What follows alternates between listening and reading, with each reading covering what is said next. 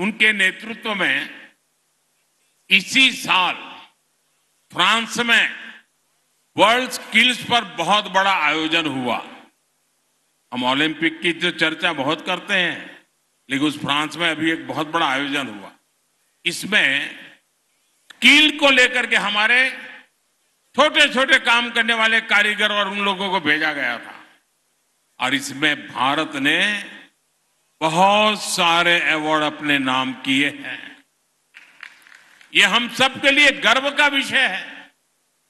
साथियों, महाराष्ट्र में जो अपार औद्योगिक संभावनाएं हैं, उनमें टेक्सटाइल इंडस्ट्री भी एक है। विदर्भ का ये इलाका ये हाई क्वालिटी कपास के उत्पादन का इतना बड़ा केंद्र रहा है, लेकिन दशकों तक कांग्रेस और बाद में महाअगाड़ी सरकार ने क्या किया? उन्होंने कपास को महाराष्ट्र के किसानों की ताकत बनाने की जगह उन किसानों को बदहाली में धकेल दिया।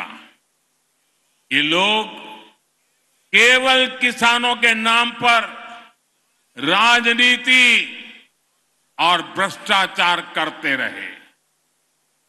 समस्या का समाधान देने के लिए काम तब तेजी से आगे बढ़ा जब 2014 में देवेंद्र फडणवीस जी की सरकार बनी थी। तब अमरावती के नांदगांव खंडेश्वर में टेक्सटाइल पार्क का निर्माण हुआ था।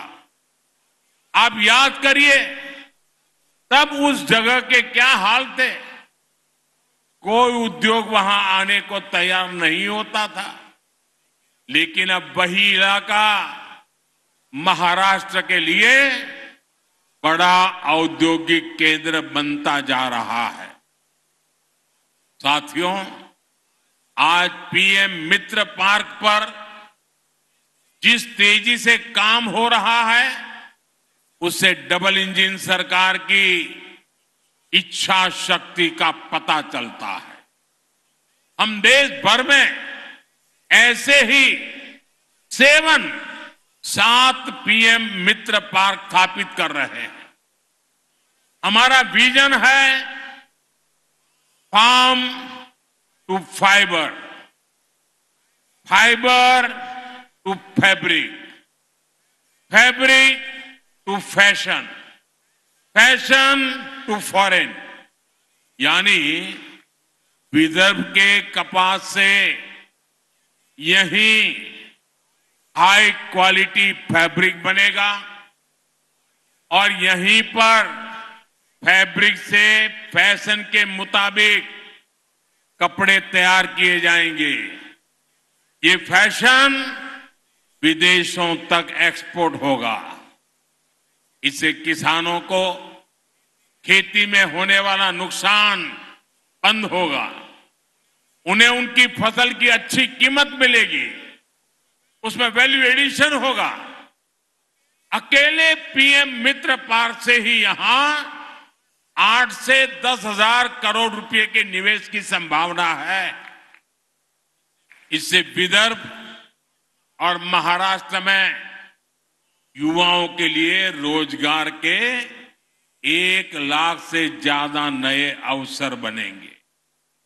यहां दूसरे उद्योगों को भी बढ़ावा मिलेगा, नई सप्लाई चेन्स बनेगी, देश का निर्यात बढ़ेगा, आमदनी बढ़ेगी।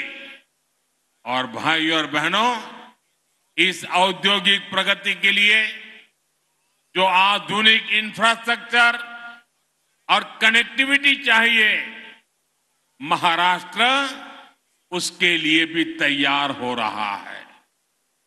नए हाईवेज, एक्सप्रेसवेज, समृद्धि महामार्ग, वाटर और एयर कनेक्टिविटी का विस्तार, महाराष्ट्र नई औद्योगिक क्रांति के लिए कमर कस चुका है।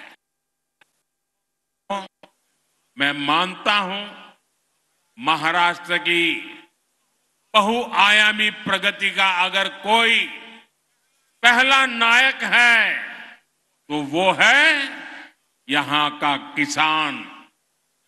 जब महाराष्ट्र का, विदर्भ का किसान खुशहाल होगा तभी देश भी खुशहाल होगा।